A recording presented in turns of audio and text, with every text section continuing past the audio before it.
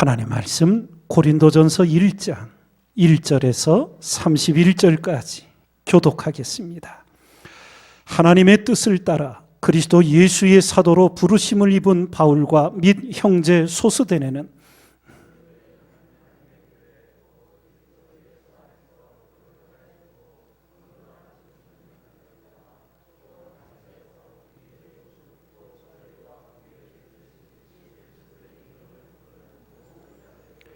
하나님 우리 아버지와 주 예수 그리스도로 쫓아 은혜와 평강이 있기를 원하노라.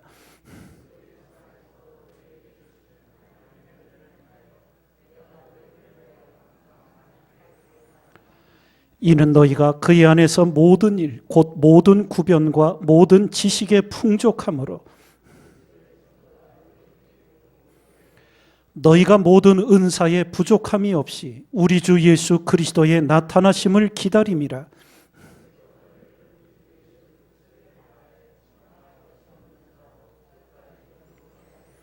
너희를 불러 그의 아들 예수 그리스도 우리 주로 더불어 교제케 하시는 하나님은 미쁘시도다.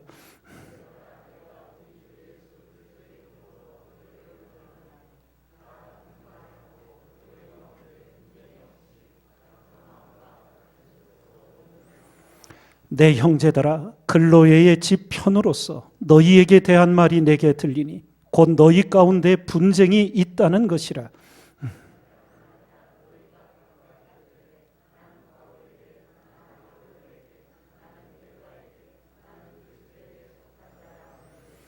그리스도께서 어찌 나뉘었느냐? 바울이 너희를 위하여 십자가에 못 박혔으며 바울의 이름으로 너희가 세례를 받았느냐?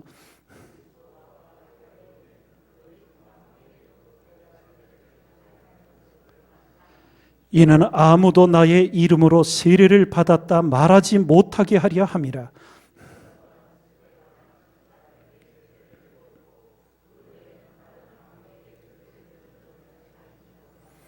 그리스도께서 나를 보내심은 세례를 주게 하려 하심이 아니요 오직 복음을 전케 하려 하심이니 말의 지혜로 하지 아니함은 그리스도의 십자가가 헛되지 않게 하려 함이라.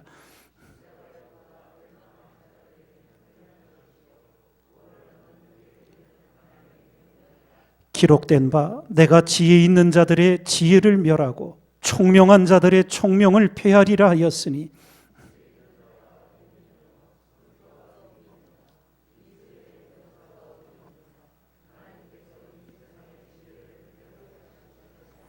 하나님의 지혜에 있어서는 이 세상이 자기 지혜로 하나님을 알지 못하는 고로 하나님께서 전도에 미련한 것으로 믿는 자들을 구원하시기를 기뻐하셨도다.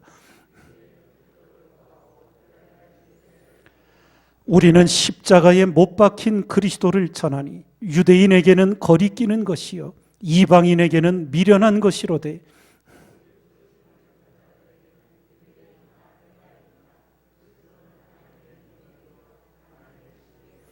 하나님의 미련한 것이 사람보다 지혜 있고 하나님의 약한 것이 사람보다 강하니라.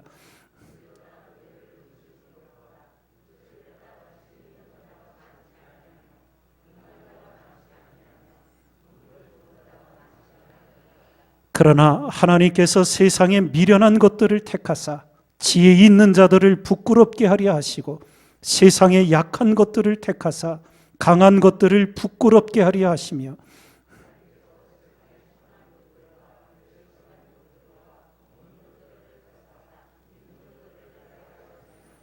이는 아무 육체라도 하나님 앞에서 자랑하지 못하게 하려 하심이라.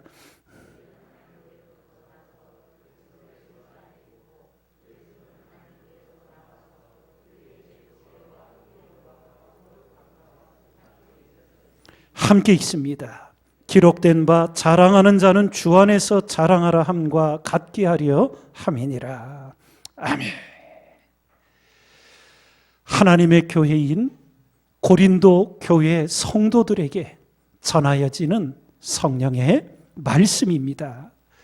사도 바울은 이 말씀을 고린도 교회 성도들에게 전하며 먼저 은혜와 평강이 있기를 기원해 줍니다. 사도 사도 바울의 서신에 대부분 모든 교회와 성도들에게 먼저 이 은혜와 평강을 빌어주는데 거기에는 깊은 뜻이 있습니다. 우리가 하나님을 믿고 신앙의 삶을 살아가면서 은혜와 평강이 있으면 감사하고 없으면 할 수 없는 것이 그렇게 생각할 수 없는 겁니다. 은혜와 평강을 우리가 지금 누리지 못하다면 그것은 바로 내 안에 그리스도께서 계시지 않는다는 증거입니다. 어떤 형편, 어떤 상황 속에서도 주님의 평안을 내 안에 누리지 못한다면 내 안에 그리스도가 계시지 않는다는 반증입니다. 이것을 우리가 분명히 알아야 합니다.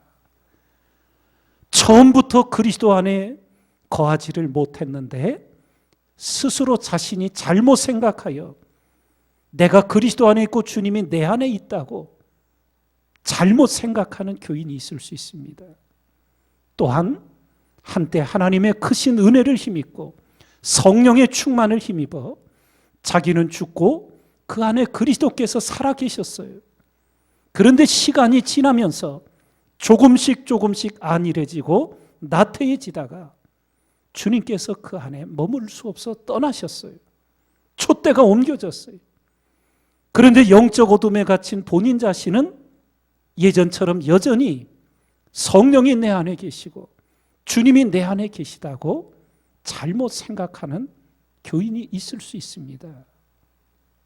이러한 위험 속에서 오늘 나는 정녕 주님의 은혜를 누리는 그리스도인인가?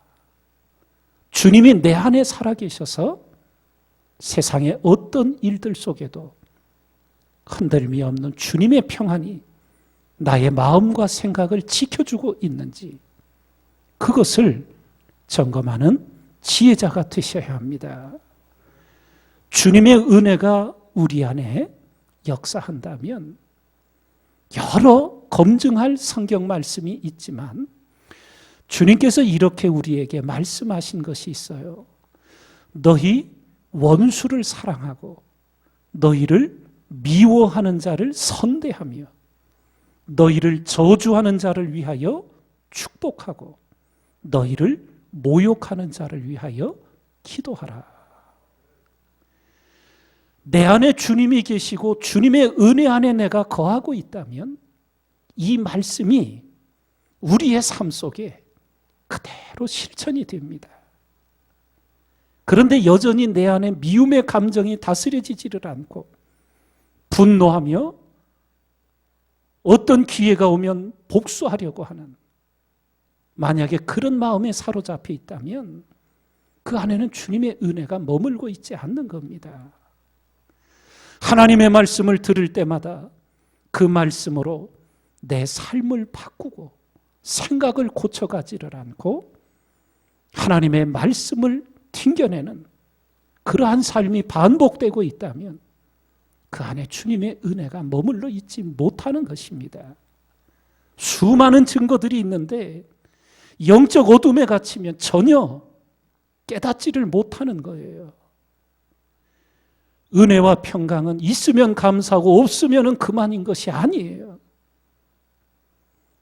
은혜와 평강을 누리지 못하면 내가 주님 안에 거하지 못하고 있다는 증거이며 성령이 우리 안에 역사하지 못한다는 것임을 바로 깨닫고 하나님 앞에 엎드려 우리 자신을 돌아보고 주님의 은혜와 평강을 오늘 여기서 하나님 앞에 누리며 살아가는 진정한 그리스도인이 되어야 될 줄 믿습니다. 이렇게 은혜와 평강을 기원해 주며 사도 바울은 십자가의 도를 선포합니다. 주님의 십자가의 도, 그 십자가의 도가 멸망하는 자들에게는 미련해 보여요. 그러나 구원을 얻는 우리에게는 하나님의 능력이 되는 거지요. 실제로 갈보리 언덕 주님의 십자가 앞에 있었던 수많은 유대인들이 예수님을 조롱하지요. 남은 구원한 자가 자신은 구원하지 못하느냐? 거기서 내려와라. 그러면 우리가 내가 메시아인 것을 믿겠다. 조롱하고 모욕을 합니다. 그래서 우리는 분명히 알고 있지요.